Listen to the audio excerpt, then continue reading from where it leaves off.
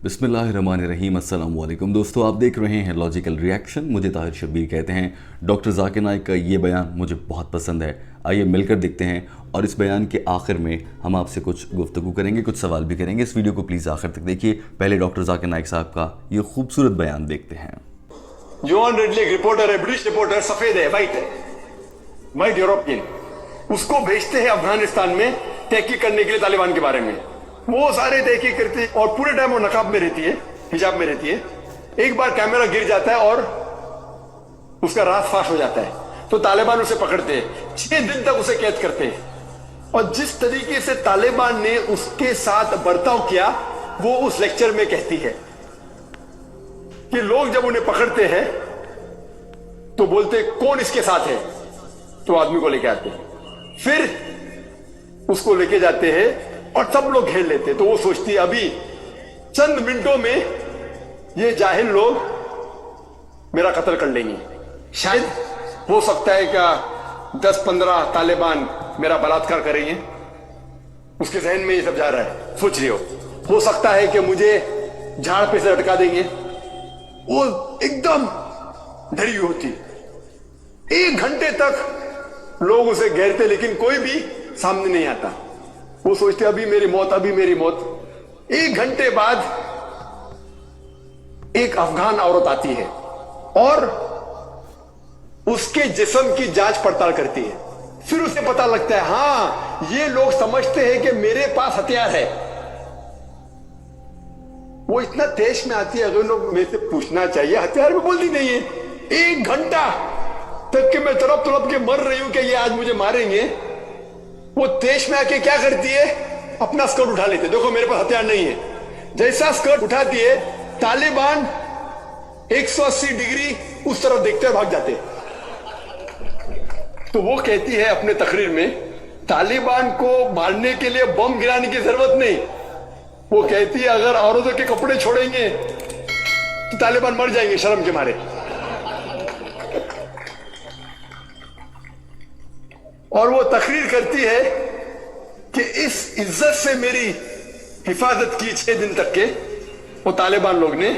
और जब उसे पूछा जाता है सवाल जवाब की नशिस्त में, क्या आपको लगता है कि अल कायदा ने WTC को गिराया, तो जॉन रेडली कहती है मेरे हिसाब से अल कायदा मौजूद ही नहीं है। ये उसका कहना, मेरा कहना नहीं। और जब उसे आजाद किया जाता है 6 दिन के बाद, और जब बाकी रिपोर्टर्स पूछते आपके साथ क्या सलूक किए, तो उन्होंने कहा इतना अच्छा हुस्न सलूक किए कि रिपोर्ट के अंदर ही नहीं आया। और उसने सिर्फ ये वादा दी थी कि मैं इंग्लैंड जाके वापस से कुरान मजीद का तर्जुमा पढ़ूंगी। तो वो जाती है और चंद महीने बाद कुरान का तर्जुमा पढ़ती है और उसके बाद वो इस्लाम कबूल करती है। तो उसके नजरिए से तालिबान एकदम मासूम है, उनके ऊपर जुल्म किया गया था।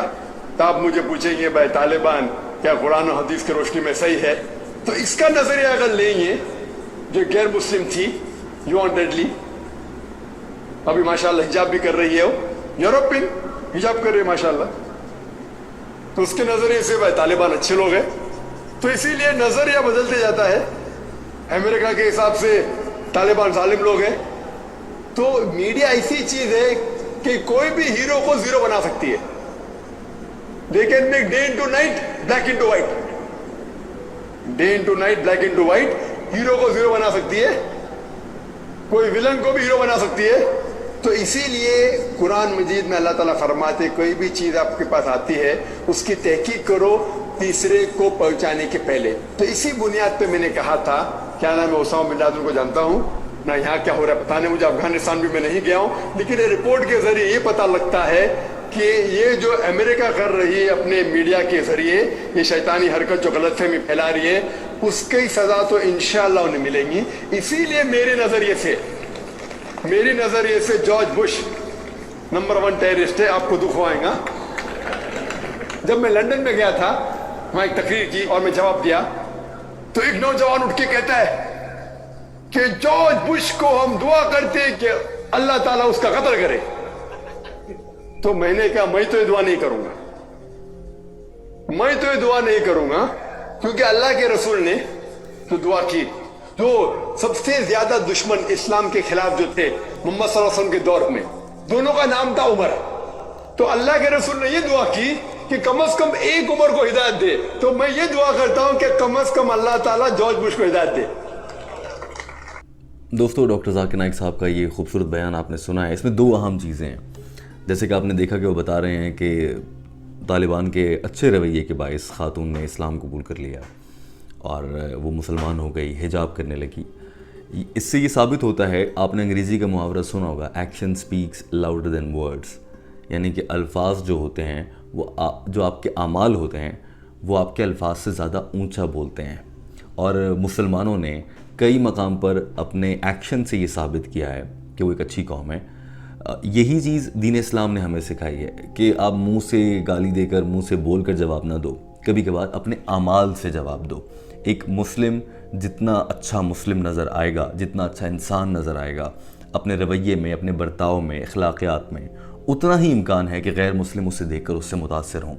اور کیا ہی خوب ہو کہ اگر ہم ایسی شخصیت اپنا لیں، ہم ایسے بن جائیں کہ ہمارے اندر اسلام اتنا اتر جائے اور ہماری شخصیت سے اتنا چھلکنے لگے کہ غیر مسلم ہمارے اخلاق سے متاثر ہو کر اسلام قبول کرنے لگیں. ذرا سوچئے کہ اس آدمی کا کیا مقام ہوگا، اس مسلمان کا جو اپنے آپ کو تقوی کے اس معیار تک لے جاتا ہے. اور دوسری اہم بات ڈاکٹر ذاکر نائک نے کی میڈیا کے بارے میں.